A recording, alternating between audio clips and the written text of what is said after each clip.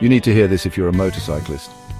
We're breaking down the Axor Apex Venomous Helmet and finding out if it's worth your hard-earned cash.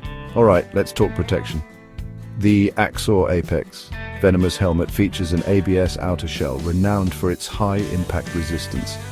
Safety first, right? Inside, you'll find dual EPS liners that not only fit like a glove, but also absorb impact energy effectively.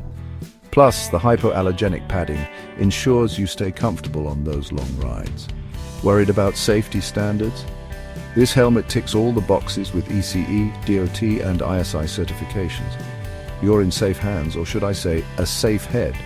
Now, the dual visor system is a game changer. With an anti-fog outer clear visor and an internal smoke sun visor, you're ready for any lighting condition. No more squinting in the sun. Ventilation is top-notch with well-placed intake and rear outlet vents. Say goodbye to sweaty rides, and when it comes to comfort, the removable, washable liner keeps things fresh.